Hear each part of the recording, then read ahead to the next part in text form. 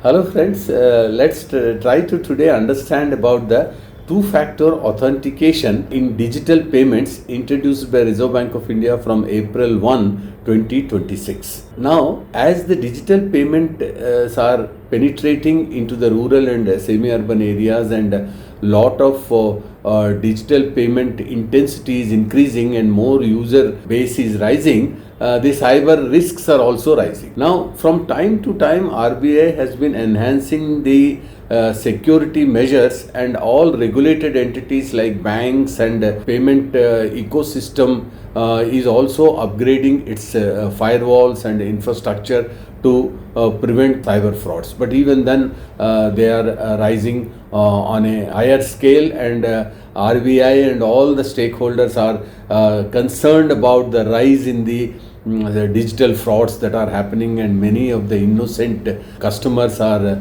losing money at least for a temporary period, and that is causing a lot of anxiety. In this league, RBI has recently introduced the two-factor authentication. This is an intent to increase the security features.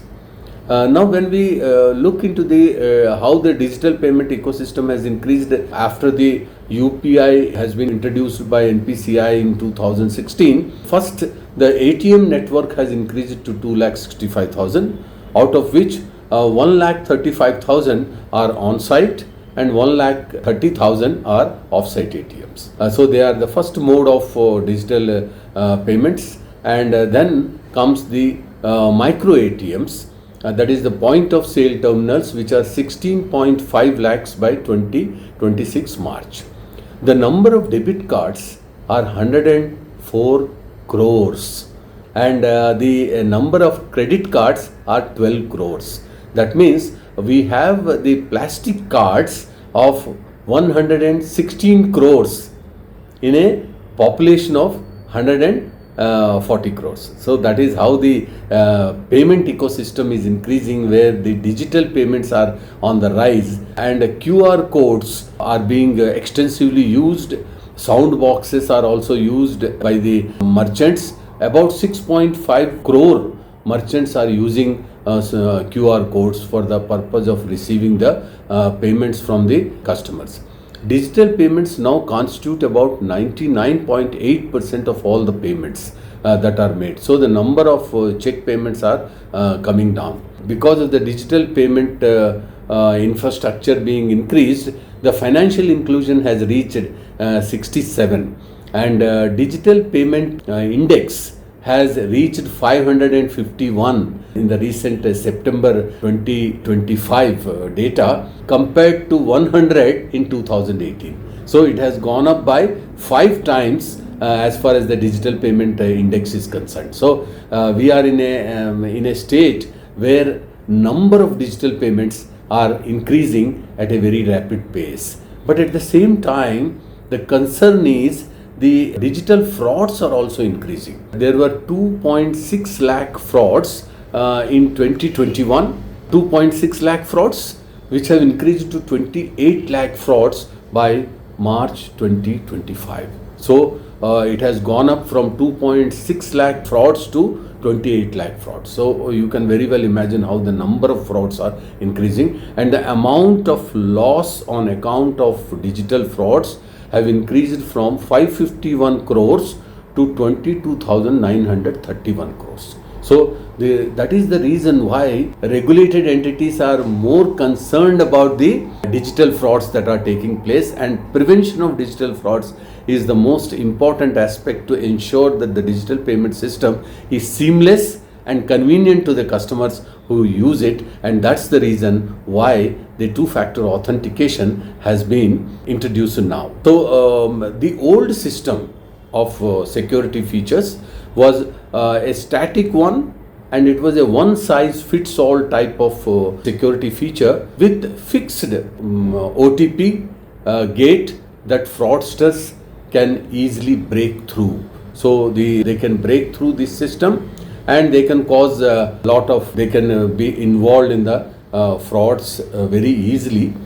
Earlier, twin security features, that is before April 2026, were outcome neutral, allowing OTP or alternatives, that is passwords, but permitted a single OTP for most transactions.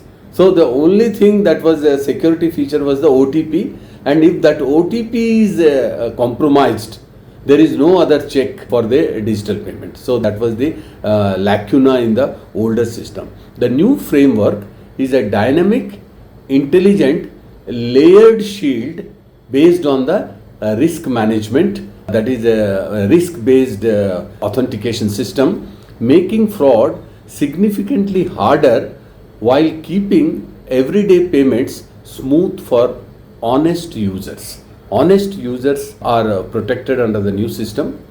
India's digital payment security largely rested on SMS-based OTP. SMS-based OTP, as a result of which the common frauds that were happening is SIM swap fraud. Second is phishing attacks. Third is OTP interception. And fourth is there is no dynamic element.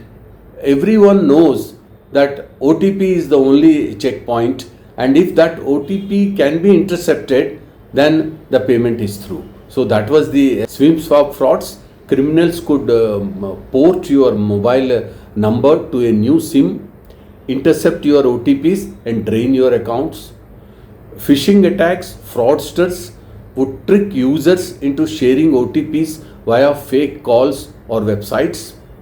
OTP interceptions, since OTPs travel over telecom network as plain SMS, they are very vulnerable for interception. And the security check OTP process was largely the same for even a 50 rupees transaction or 50,000 transactions or even higher amount. So there was no change as far as but the new system which has now come is dynamic multi-factor authentication. So now SMS based OTM alone is no longer sufficient.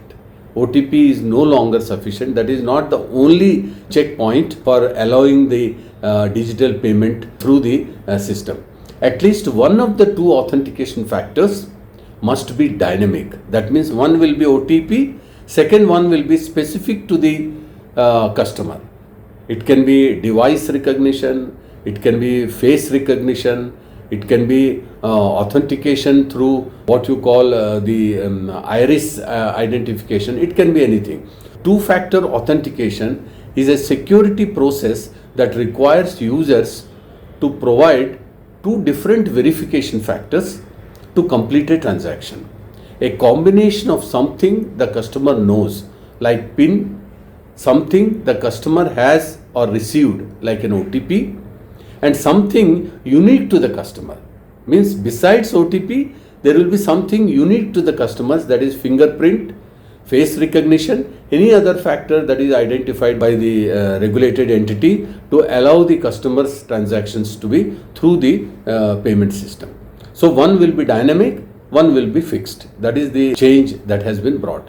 Banks will have to use biometric verification, fingerprint scans and facial recognition, device binding and pass keys, linking identity to a specific trusted device through cryptographic keys, app-based tokens in app push notifications or software-generated tokens unique to each transaction and expiring within seconds, and hardware tokens for high-value corporate transactions. So the point is, one will be fixed, one will be dynamic. Now the regulated entities, that is the banks, will have to capture through the use of say AI or any other tools the behavior of the customers' use of the accounts. That is how the behavior is, and exemptions are given for certain kinds of transactions. Routine transactions are not are now exempted through the two-factor authentication. So the new system is a risk-based intelligent authentication system that evaluates every transaction in real time, and factors such as device, amount, location, spending patterns determine whether extra verification is needed or not. It goes through the discretionary process of the regulated entity as to what kind of check he would like to impose on a particular customer for allowing a particular transactions to pass through the digital mode. So it will be very specific to that. A small payment from a trusted device can be allowed without any hitch, without any second authentication, and there are exemptions which are given for certain kind of transactions. The two-factor authentication rule is exempt to specific low risk, low value digital payments to balance security with usability, while mandating two distinct factors for most others. Recurring e-mandate, routine payments, mobile recharges, utility bills, and tap and pay transactions of up to 5,000, they are all exempt from the two-factor authentication.